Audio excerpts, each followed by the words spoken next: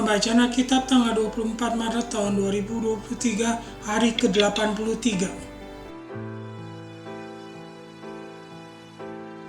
Yehezkiel pasal 33. Dan engkau anak manusia, katakanlah kepada kaum Israel, kamu berkata begini, pelanggaran kami dan dosa kami sudah tertanggung atas kami, dan karena itu kami hancur. Bagaimanakah kami dapat tetap hidup? Katakanlah kepada mereka, demi aku yang hidup, demikianlah firman Tuhan Allah.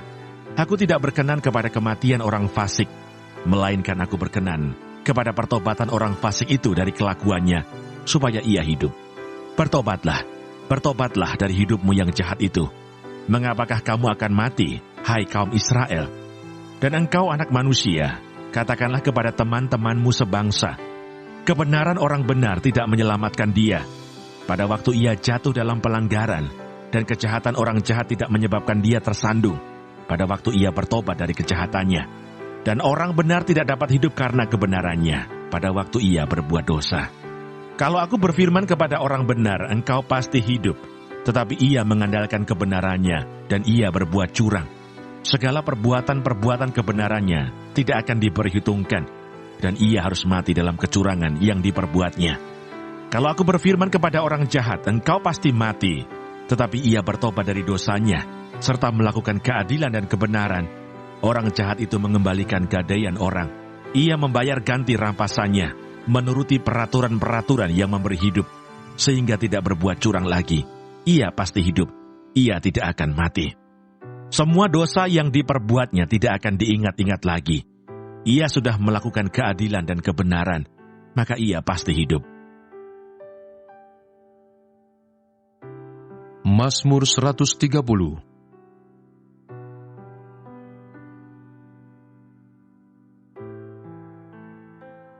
Seruan dari dalam kesusahan.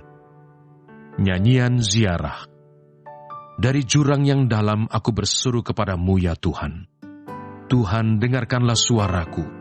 Biarlah telingamu menaruh perhatian kepada suara permohonanku.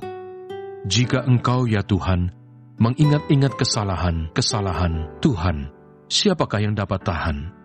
Tetapi padamu ada pengampunan supaya engkau ditakuti orang. Aku menanti-nantikan Tuhan, jiwaku menanti-nanti, dan aku mengharapkan firman-Nya.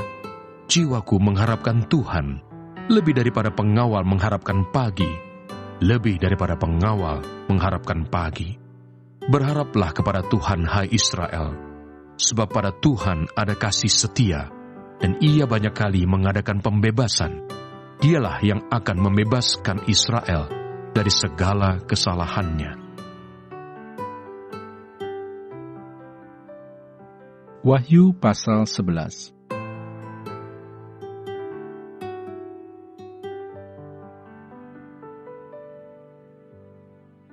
Sangkakala yang ketujuh, nyanyian puji-pujian para tua-tua. Lalu malaikat yang ketujuh meniup sangkakalanya, dan terdengarlah suara-suara nyaring di dalam sorga, katanya, pemerintahan atas dunia dipegang oleh Tuhan kita, dan Dia yang diurapinya, dan Ia akan memerintah sebagai Raja sampai selama-lamanya.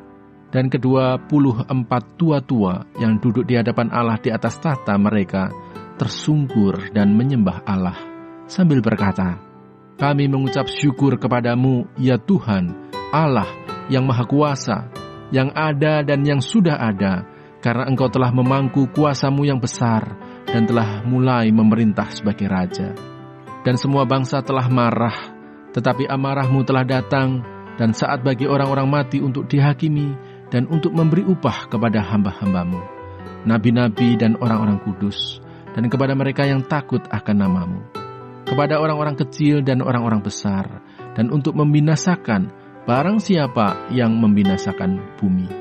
Maka terbukalah bait suci Allah yang di sorga, dan kelihatanlah tabut perjanjiannya di dalam bait suci itu, dan terjadilah kilat dan deru guruh dan gempa bumi dan hujan es lebat.